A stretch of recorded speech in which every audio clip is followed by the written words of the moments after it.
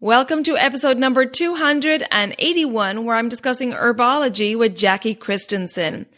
We discuss the difference between Eastern and Western herbology, and Jackie shares some of her favorite herbs and gives us lots of great tips for wildcrafting. So please stay tuned.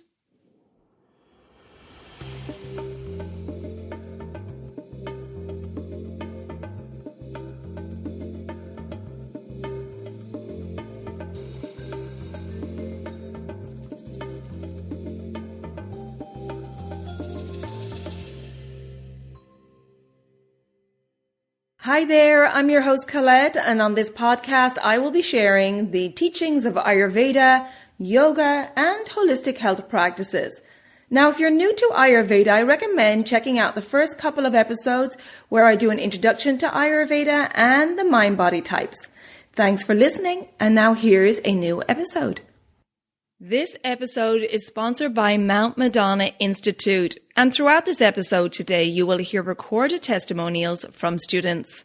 What I have appreciated most about studying Ayurveda at Mount Madonna Institute is the intimacy within the cohort, the faculty, and the administration. This intimacy at Mount Madonna Institute comes from their small classroom size, whether that's on their 380 mountaintop acres of redwood forest and grassland overlooking the Monterey Bay area on the central coast of Northern California, or in their online learning platform.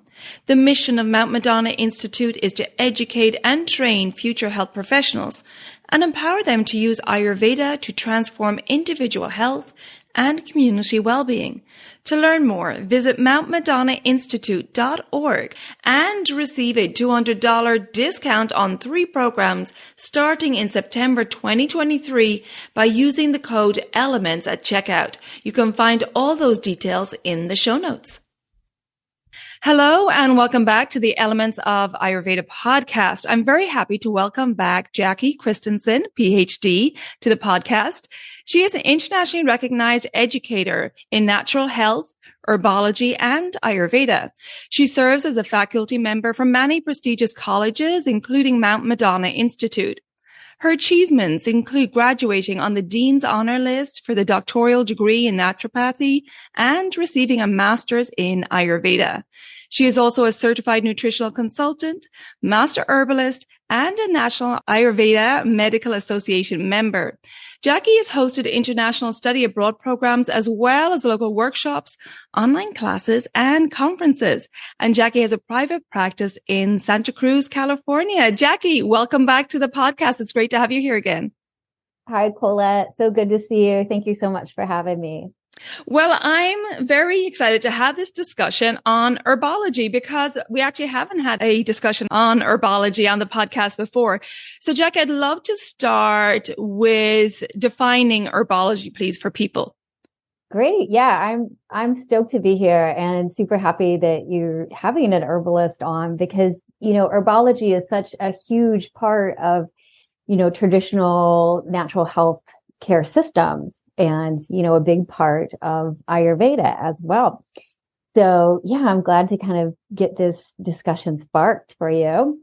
Herbology is really, it's a study of herbs and their medicinal properties and how we can use those herbs to stimulate the body's natural healing capacity and improve organ functioning and improve body systems. So technically, an herb is any seed-bearing plant with leaves or flowers, which dies after it flowers. So herbs are plants that they commonly have a lot of fragrant and aromatic properties. So we use them a lot in cooking. And so we have a lot of culinary herbs. The herbalists mainly work with medicinal herbs, and they know how to effectively combine herbs and apply those herbs for people's various health imbalances. So herbalists know how to prepare herbs so that they can be easily absorbed by the body. And they also, they know how to combine them. They know how to, make effective products. And traditionally, there's kind of 2 different healthcare systems in herbology. So there's Eastern herbology and Western herbology. And Western herbology includes herbs and plants that are traditionally grown in Europe and North America. And Eastern herbology includes herbs from the East, so herbs from China and India. And herbology in Ayurveda includes those herbs that are grown in India. So Western herbology is going to have a completely different groups of plants than Ayurvedic herbs. And there is some crossover just, because of globalization. And so we might use different herbs in Western herbology, and we might use the same herbs, in Ayurvedic. And a lot of times they might have different applications. Okay, great. Well, thank you for that. That was very, very clear. I appreciated the distinction as well between Western herbology and Eastern herbology. And before we dive deeper into the discussion, we mentioned in your bio that you're a Master Herbalist, which is just one of your many achievements. And I'd love to know a little bit about your personal story. How did you go down this path of herbology and Ayurveda? That's a good question. I grew up in the Midwest. And it's kind of the, GMO meat and potato style of life. And there's not a lot of kind of natural medicine there.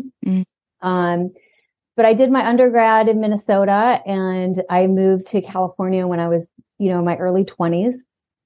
And it's, there's definitely a different culture out here. And, people are more connected to nature and, natural health care. And I started, just going to farmers markets, and we just have so much more to eat out here with, our big growing season and exposure. I had just had more exposure to, fruits and vegetables and herbs. And I started taking, some gardening classes and getting more familiar with growing herbs. And I was at a point in my life where I was kind of in between jobs, and I had my bachelor's degree, which was in communication disorders. And that's kind of, the path towards becoming a speech pathologist. And that would have been a very solid career choice for me, and very, a good one, but it wasn't, I wasn't passionate about it. And being out here, I was kind of looking for something that I felt more inspired to do. And I had a friend who was going to Five Branches, and, that's their Chinese medicine school here in Santa Cruz. And I was always really inspired by these conversations I would have with her about, traditional Chinese medicine. And I ended up applying for a job at the Global College of Natural Medicine, which was a school in Santa Cruz. And I worked in student support there. And while I worked there, I was able to take their classes. And so I took their Master Herbalist class. I took their Holistic Health Practitioner program. Because I had a bachelor's degree, I was able to take their master's, eventually, their Ph.D. program. And I graduated, and then I started teaching there. I started teaching the Master Herbalist program. And so that, that was it was a long process to take all those classes, get a master's degree, get through my PhD. So kind of during that time, I was also, I wanted to start growing more and growing more herbs. And, this was at the time when they used to send out credit card checks in the mail. Oh, yes. And they would send out a credit card. I remember getting those. Yeah. And so, at the time I didn't have a lot of money, and I wanted to get this kind of herbal thing going. And there was a little farm for rent in Watsonville. And, I didn't have the money to rent it, but I was like, oh, if I could write this check and it would pay first month, last month, and my deposit. And so I totally took a gamble. Wow. And then I started a farm out there. Oh my goodness. And I started growing herbs. And that's when I really learned about herbology. Like I learned about propagation and soil composition and organic fertilizers and compost and hydroponics and aeroponics and harvesting and drying, like the whole shebang. And, I did that for probably, 10 years. Wow, what a great education though, because you're seeing it right from seed. Exactly. And it was a really, really beautiful part of my life. And I love that era, and I'm really happy that I did it. And I think it will be one of those kind of really like special times, and I'll have a very special place in my heart. But it was a lot of work, and it was, you're really attached to the farm and the lifestyle, and there's not a lot of freedom to travel and kind of do other things. But the farm was really close to Mount Madonna, actually. And so it kind of brought me closer to Mount Madonna Institute. And I started working at Cabrillo College Extension, and I started teaching some herbology classes there. And I also would go to the PCC, which is the Pacific Cultural Center in Santa Cruz. And that's where we have our yoga classes, and they're affiliated with Mount Madonna. And that's kind of where I got, yoga a lot of times is the gateway for Ayurveda. Yes, absolutely. In my yoga classes, I would hear about these like, Ayurveda. And it always sounded so like mysterious and amazing and awesome. And I'd read a little bit about it, and I had it covered a little bit like in my master's degree, but it was just kind of like an overall view about it. But it just always seemed so fascinating to me, and everything I tried kind of worked, so I would just like try a little bit of this, and it would always work. And I kept on doing things and kept on doing the yoga classes. And, it eventually just a time and space kind of like opened up in my life where I had the time to go up to Mount Madonna. And, I was kind of like, oh man, it's such a big undertaking to take another big program, especially after you finish, your dissertation and a PhD. Yes. I was like, I don't know if I want to go back to school, but I was also like really drawn to Ayurveda. And so, I was like, well, I'll just take it, 1 month at a time. And if I run out of money or I'm not interested anymore, then, I'll just quit. And, that never happened. So, wow. So I eventually, went through, Mount Madonna's programs and got a master's degree there. And Mount Madonna has this beautiful apothecary called Ayurveda World. And they carry all the Nama herbs there, and they make probably 20 different herbal products. And so I was able to, work there and then help them, make these products that they make. And then they also have this service for their graduates where they compound herbal formulas for practitioners. Because a lot of practitioners don't have, all these, 100 herbs on site in their practice, right? It's an issue. It is. Yeah. And it's a lot to order. It's a lot to have, and then you have to make sure you go through all those herbs because the herbs are perishable. So I was able to compound these herbs and formulas for practitioners and really, just be able to be around the herbs and smell the herbs and touch the herbs and, just get more familiar with them. So that was, kind of my training with the Ayurvedic herbs. Wow. How amazing. And what a wealth of knowledge you have from studying Western herbology and then moving into Ayurveda. And you mentioned that the differences obviously are that Western herbology is mostly European herbs, and then you have Eastern herbs for Eastern herbology. I mean, obviously there's going to be difference in soil composition, different climates and so on. But are there other differences between those two? Yes, they're actually very, very, very different. So, and I feel like, it's the differences. It's one thing that really, kind of moved me closer towards Ayurveda and kind of more like spoke my language. But, Western herbology, it's really similar to Western medicine. So it focuses more on a reductionist perspective and method. So it focuses, on the karma or the action of the herb. So more plant pharmacology. And if you think about like an herbal research and herbal product development, we see a lot of like standardized herbal extracts, right? Which are herbal extracts that have one or more phytochemicals present in a specific and guaranteed amount.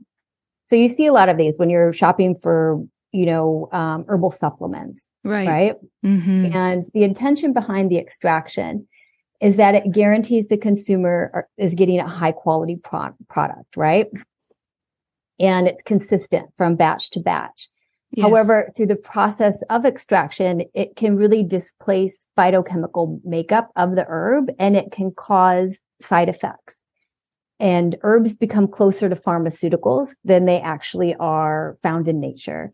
And this process has developed out of kind of the drug model of herbal medicine, which is what modern scientists are attempting to do is just, identify these plant components that have a known physiological action in the body and just highlight that. And they're really just, not paying attention to the composition of the whole plant. Right. So unfortunately, when scientists begin to isolate these constituents from the herb, and they discover how particular chemicals can act in the body, they inadvertently replace or remove or overlook components that contribute to the whole action of the herb.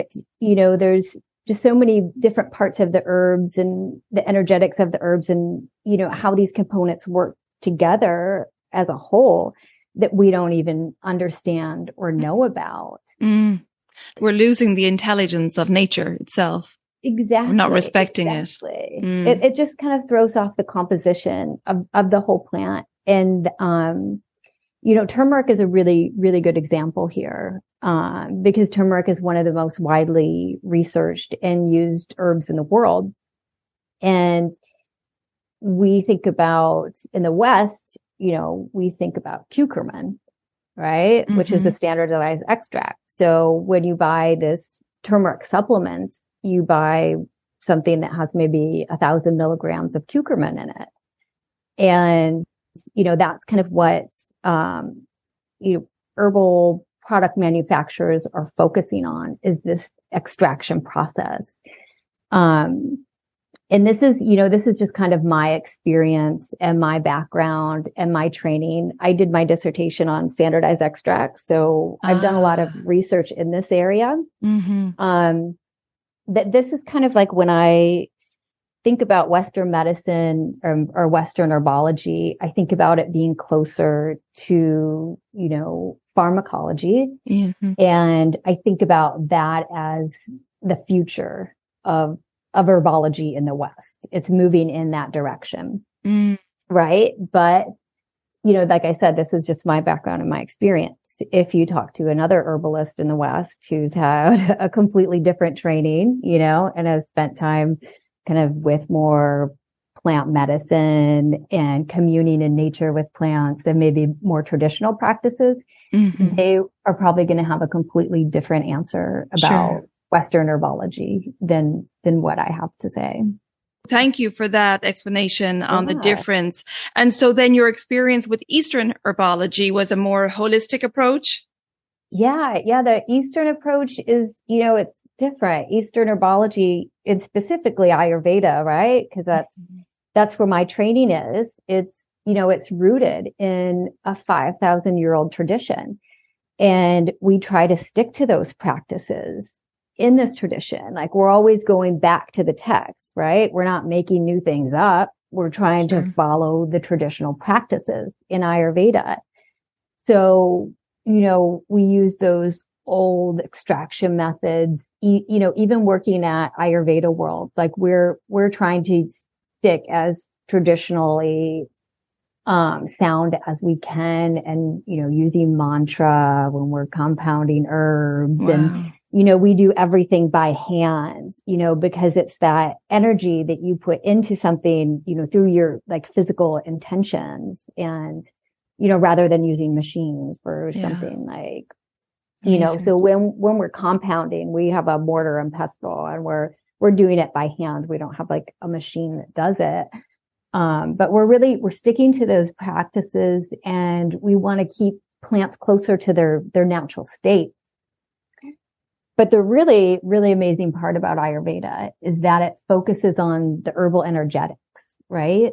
So when we look at a plant, we're really looking at, the perspective of rasa, which is, the taste and how those tastes can affect the body. And then we'll also look at virya, right? So the potency, is it heating or is it cooling?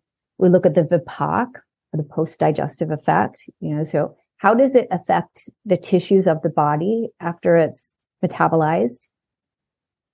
We look at the gunas and the qualities. And we look at the karma, which is, the actions. And in Western herbology, they're just looking at those actions, and they're not looking at this whole picture here, and then we also look at the prabhava, or the special effects.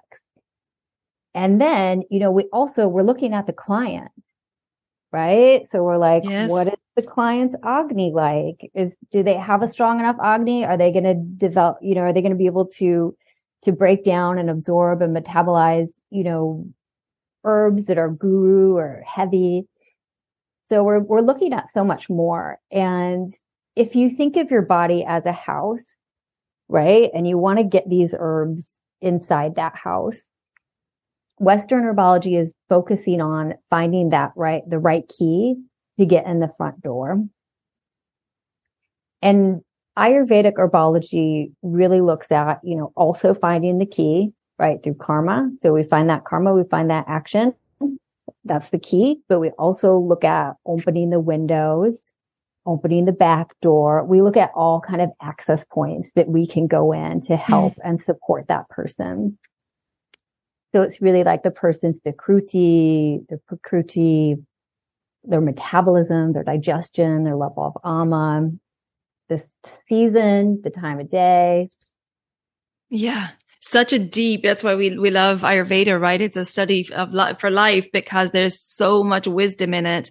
And as you said, it's definitely a more holistic approach, the holistic qualities of the herb itself, and then tailoring that to the client or the rogi that's in front of you and making sure that it's appropriate. And it's fascinating because it's like this investigation that happens during this process. Absolutely. Yeah. And I feel like, comparing Western and Eastern, I don't believe that there's one system that's better than the other. I think they both have, their place in this world, and they both have their limitations as well. Like Western herbology, there's a lot of sound scientific research to support it. In Ayurveda, it's hard to find a definitive answer. And there's always, there's all these variables to consider. They both have their limitations. They both have their advantages. And as an herbalist, I can say that there's one thing that herbalists agree on, is that we never agree upon anything. Oh. And that's really true with both, Eastern and Western herbologists. So I find that's very true, in Ayurveda and, in Western herbology. Yeah. And I find that people have their own relationship with different herbs. Yeah. I think there's, certain herbs that you definitely connect with more, and there's different ways to connect with herbs too. There's, certain herbs that I recommend more so for my clients, and those tend to be Ayurvedic herbs. There's certain herbs that I like to use for myself, that for my specific imbalances and what I need. And, there's herbs that I like to grow, and there's herbs that I like to use in my culinary dishes. And, there's so many different ways to include herbs in your life. And I find that, they're just all these different ways. There's herbs that I love to, make extractions and make products from and make oils with. And there's herbs that I love to, eat and enjoy and make sun teas with in the summer. Studying Ayurveda within this established yoga community promotes the actual practice of the study, making Ayurveda truly a way of life. After all, it starts with the individual. Since 1978, Mount Madonna Institute has offered a yoga teacher training and advanced yoga studies, along with continuing education courses. The College of Ayurveda launched in 2006 and offers the following stackable certificates and a degree. Ayurvedic Educator consists of 6 months of online coursework that prepares the student for a career in offering diet and lifestyle support to healthy individuals. Ayurvedic Health Counselor is a NAMA-recognized 12-month educational program for a professional career as an Ayurvedic health counselor. Ayurvedic Practitioner is a NAMA-approved 20-month educational program with an additional training in pathology and disease management. The Master of Arts degree in Ayurveda is a graduate-level professional training that confers mastery and excellence in the field of holistic wellness and integrative healthcare. The program is accredited by the Western Association of Schools and Colleges, WASC, and receive a $200 discount on the Foundations, Ayurvedic Educator, and Ayurvedic Health Counselor programs starting in September 2023 by using the code ELEMENTS at checkout.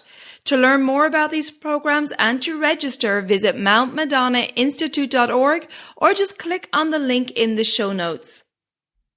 Would you mind sharing some of those with us, some of your favorites maybe that you make products with, or some herbs that you are inspired by? Yeah, I think, some of the herbs that I would say are the most interesting, and the ones that I probably have like maybe the funnest, kind of happiest connection around are the herbs that are just considered to be general weeds in the area. And they're herbs that I can just go out and wildcraft. Oh, the underdogs. Yes. So yeah, there's so many herbs that are just, considered to be standard weeds, and they grow everywhere, and, they're not at risk, or in danger of being overharvested. And, there's a lot of medicinal effects. Milk thistle is a good example of one. So technically milk thistle, the whole plant is edible. You can eat the roots, the leaves, the flowers, the stems. And excuse me, the flower on that, is that the purple flower, right? Purple, spiky. Yes, yeah. spiky. Yeah. Yes. So you have to be careful with it, right? So you have to wear gloves when you're harvesting it. But it's a really powerful liver tonic. It protects the gallbladder. It is great for regenerating the liver. So hepatitis, psoriasis are good applications for it. It's really a good one for people to take daily if they're a daily drinker, or if they regularly take acetaminophen or certain types of medications. It can be really like a powerful liver regenerator. And it's also a great one. I like to make tinctures with it. Great for alcohol extractions.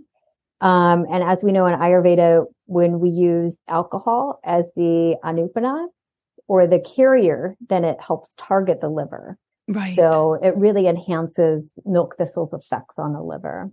Oh, okay. So you make a tincture with milk thistle and alcohol, and then the liver processes the alcohol. So milk thistle is brought right there. Is that correct? Exactly. Okay. Exactly. Yeah. Okay. Yeah. So it's, so making a tincture, it's an alcohol extract. So it's taking the seeds out of the milk thistle. So the seeds are in the flower heads after the flowers die. So usually, in Santa Cruz, and definitely up at Mount Madonna, you'll see a lot of milk thistle growing wild.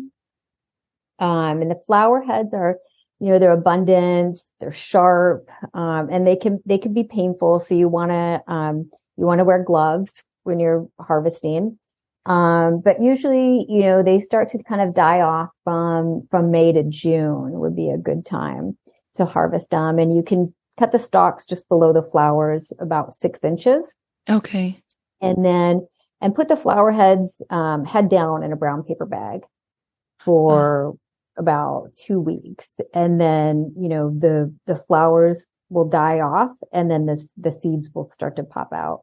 Okay. And then you can just take it after a couple weeks, take a knife, make sure you have your gloves on again because the flower heads are still super spiky. But you can just take a knife and fillet the flower heads, and then all of the seeds will kind of tumble out, and you can scoop any out that are still left in there. And then you could just keep them in that brown paper bag. Usually you don't want to expose the seeds to light, and poke some air holes in there so that it can breathe a little bit. But once the seeds start to turn brown, then they're ready to go. So that's probably another 7 days after you take them out of the flower heads.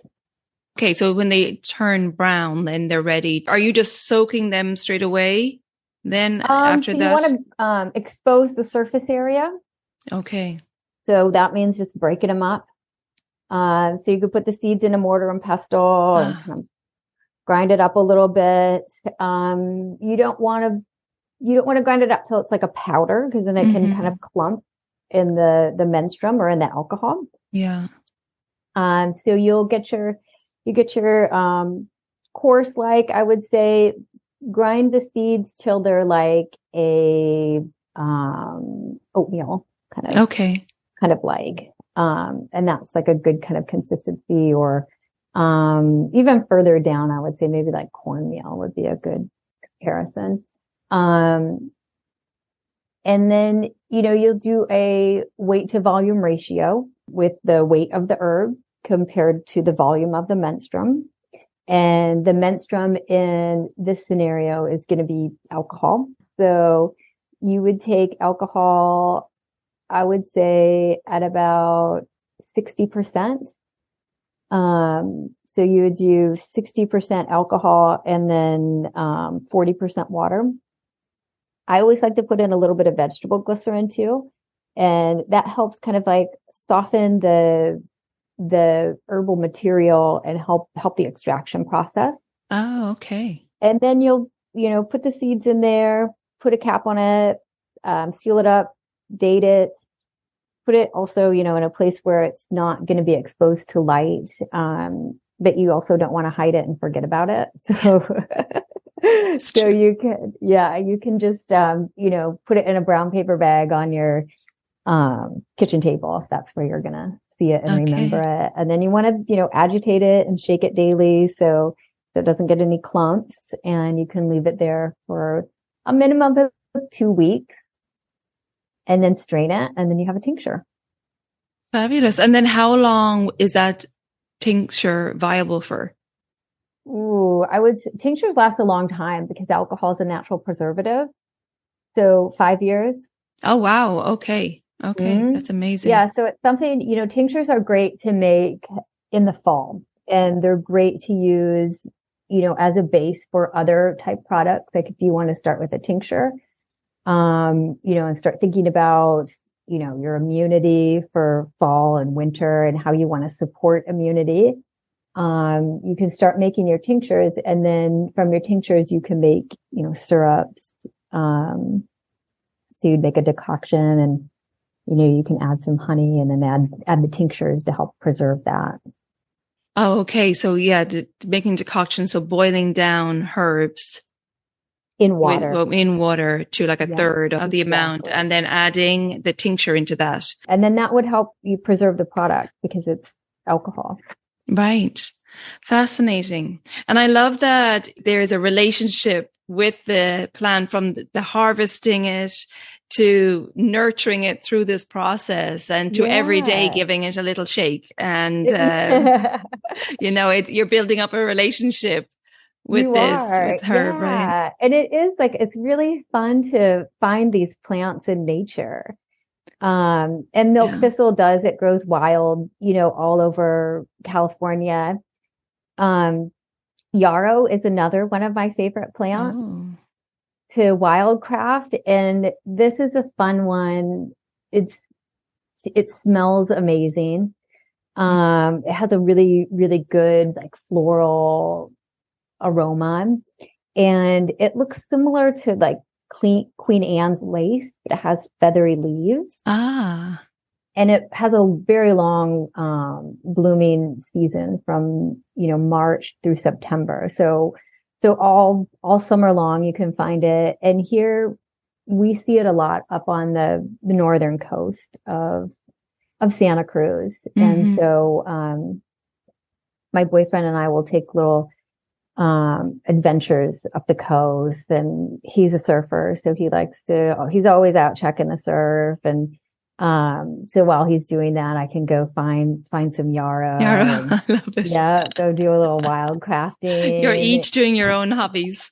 Yeah, and yarrow is really great, internally and externally. Internally, it's great for any kind of like blood type issues.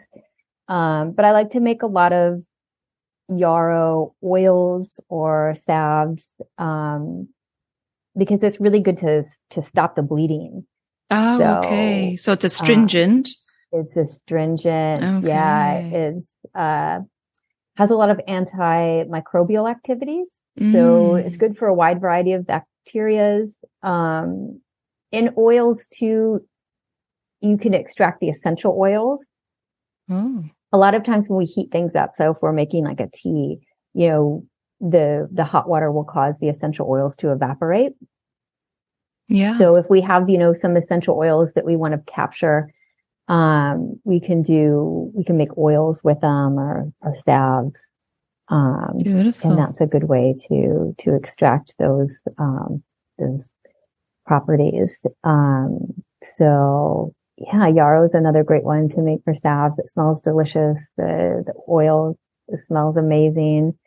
But it's really good for stopping the bleeding. So it's a great kind of first aid. Right. Excellent. And I love that as well, using local herbs, right? Mm-hmm. And getting curious about what's in your own environment.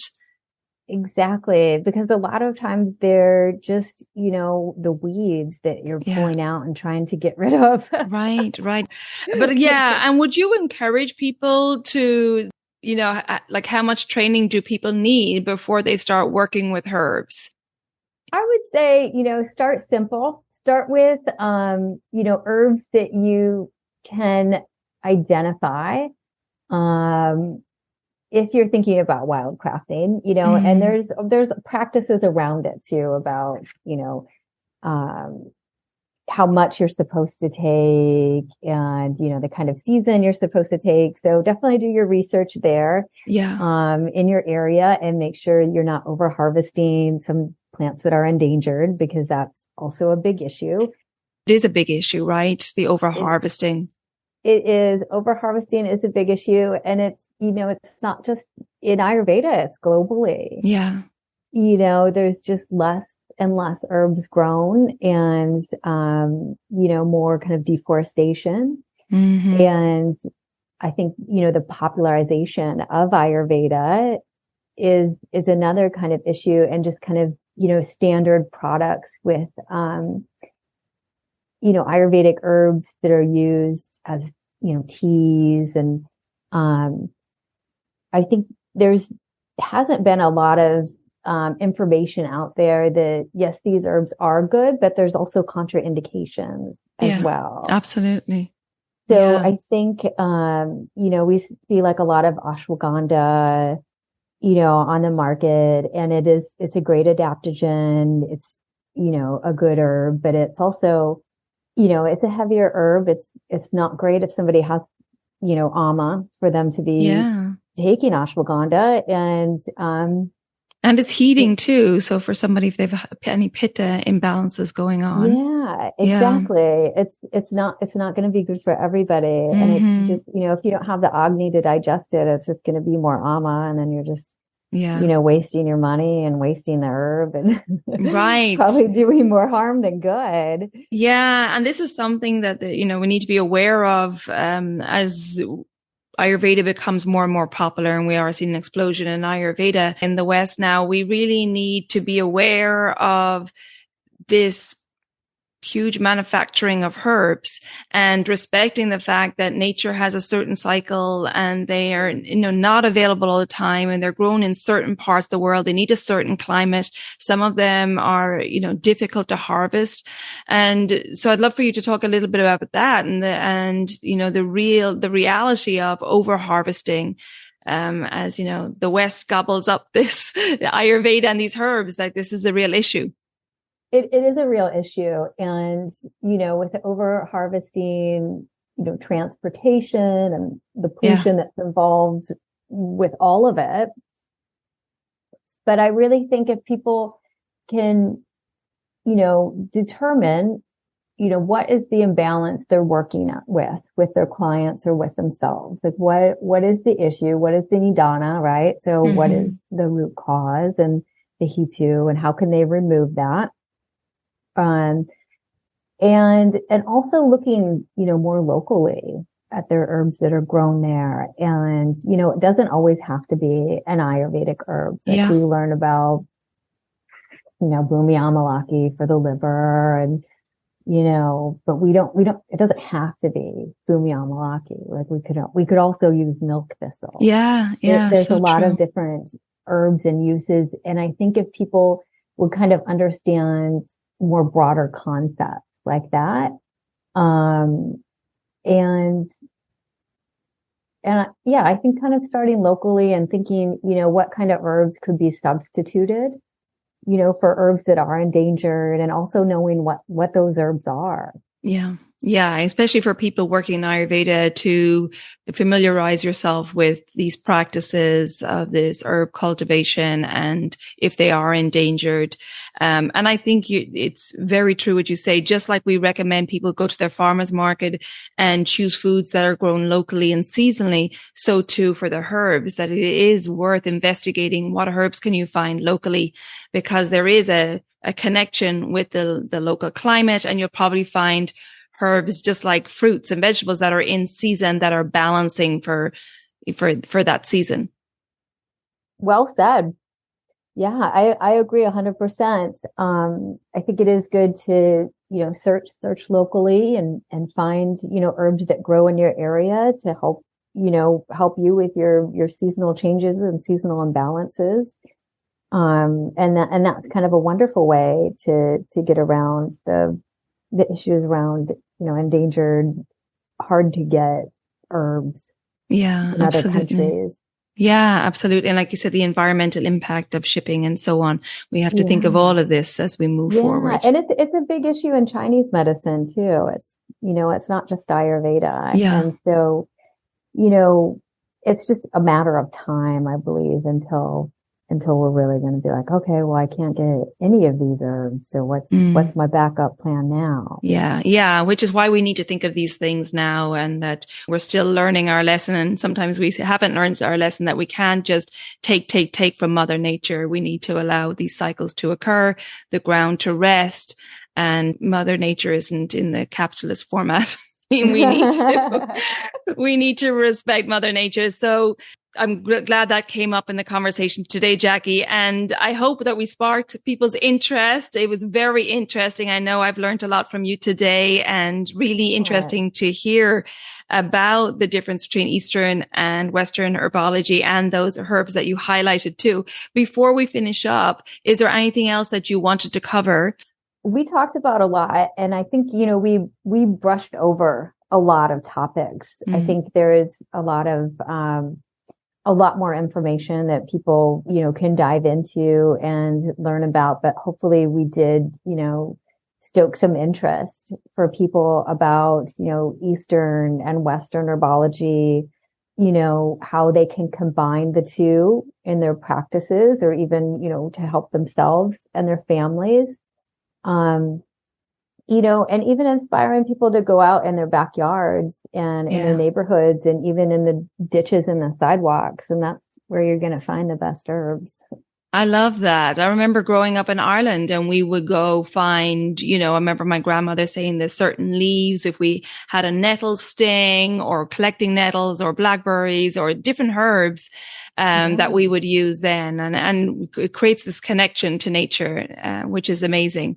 And so I think you'll just have to come back and share more with us, Jackie. Yeah, I'd love to. Yeah, this is a great conversation. And like you said, we brushed over a lot, and we could dive deeper into a lot of the points that you made today. So I'd love for you to come back. But in the meantime, can you tell people where they can find out more about you and your offerings, please? Yeah. So, I'm up at Mount Madonna Institute of Ayurveda, and I'm the program coordinator for the Ayurveda practitioner and Masters of Ayurveda program. So the Ayurveda practitioner program follows the Ayurveda health counselor program. The Ayurveda health counselor program starts September 21st and goes through June 23rd. And after students complete the Ayurveda health counselor program, or if they have an Ayurveda health counselor certificate, they can join the Ayurveda practitioner program. And if they have a bachelor's degree, they can join the Masters of Ayurveda program. And that program starts in September of 2024. I also offer some mini courses up at Mount Madonna Institute. Those are open to the public. For some of these courses, you need to have a background in Ayurveda to engage in some of the content. It's a little kind of deeper level of Ayurveda. But the mini courses, they are NAMA approved PACE programs. They're monthly courses that we offer up there on a wide variety of topics. Internal medicine is covered, herbology, panchakarma, rasayana. The mini courses are offered either online or on campus. If you're new to Ayurveda, we have the free monthly webinars called Ayurveda the Basics. And so you can join those at any time. I'm also the clinic coordinator and supervisor for the clinics for the Ayurveda practitioner program. And we have the student clinic internships coming up April 13th through the 16th. So that's fun if you want to come up and have an Ayurvedic consultation with a student. They are supervised by Ayurvedic doctors. So that's a great opportunity to kind of check out the campus. And I'm also hosting a workshop called Handcrafted Herbalism, May 5th through the 7th. And that's a hands-on course. We're going to focus on both Western and Ayurvedic herbs. And we'll do a garden tour up there at Mount Madonna. And we'll harvest some herbs that we'll use over the weekend. So we have a 3-day course where we're going to make herbal infusions, oils, lotions, tinctures. And we'll also make some traditional Ayurvedic products such as Dashmula oil and Ashwagandha Ghurtam. But it's going to be great. I did that class a few years ago and it was a lot of fun. And Mount Madonna is a really special place to learn. So it will be really green in May and really pretty up there. We have some ocean views to check out. Wow, that sounds amazing. And the location, I've heard descriptions of the location. I've seen photos overlooking Monterey Bay, right? It just looks amazing. And the campus itself sounds amazing. Yeah, it really is a special place. Wow. And the fact that they, for Mount Madonna Institute offers such a range of courses, and I love from the mini courses to all the other options available and that they're all stackable. I think that's great. Right up to a master's degree. Yeah, I think that's what really makes it achievable because looking at something in small steps is more doable than looking at something, the big picture, the whole thing. So you start at these levels, right? And you can just do the Ayurveda health practitioner and it's 9 months. It's not that huge of a commitment. And so it seems more doable than signing up for, a bigger master's degree program. Exactly. You can find me at mountmadonnainstitute.org. I'm on Facebook, Instagram. Great. And it's Mount Madonna Institute on Facebook and Instagram as well. Yep, mountmadonnainstitute.org. And then my website is practiceayurveda.com. And I will put all those links in the show notes. Well, Jackie, thank you so much. I really enjoyed this conversation today. And as I said, I'd love to have you back to discuss more about herbology. There's a wealth of wisdom there you could share with us. But thank you for your time today. I appreciate it. Yeah, my pleasure. The wide variety of faculty from across the U.S. that teach in the programs, each an expert in their areas within Ayurveda, offer the student an array of perspectives and styles and approaches. Mount Madonna Institute is an established college of Ayurveda that puts both the future of Ayurvedic medicine in the U.S., maintaining its integrity, and the individual student first and foremost. Visit mountmadonnainstitute.org to learn more, or just click on the link in the show notes. I hope you enjoyed that conversation with Jackie, and please check out the show notes for all the links mentioned. I also wanted to let you know that my next discounted group cleanse is starting April 21st, 2023. So please check out the show notes for that information. If that date of April 21st does not work for you, you can do a private cleanse and choose your own dates. And you can find all the info on my website, elementshealingandwellbeing.com. For the April 21st discounted group cleanse, go to the events tab and you'll find the private cleanse under programs. And if you want to talk to me first to discuss my services and to ask questions, just book a free 15-minute online consultation on the consultations page, and we will hop on Zoom and I'll answer all of your questions. If you think that this episode will be helpful to family or friends, please share it with them. And if you haven't already subscribed or followed the podcast, please do so. And then the new episodes will automatically download for you. I also want to let you know I have had to open up a new Instagram account because I have been blocked out of my original one. So now you can check out my new Instagram account, and it's under Elements of Ayurveda Podcast. I'll put that link in the show notes. And I'm still on Facebook under Elements Healing and Wellbeing. Thank you so much for tuning in, and until next time, take good care of yourself, be well, and bye for now. Slán go fóill.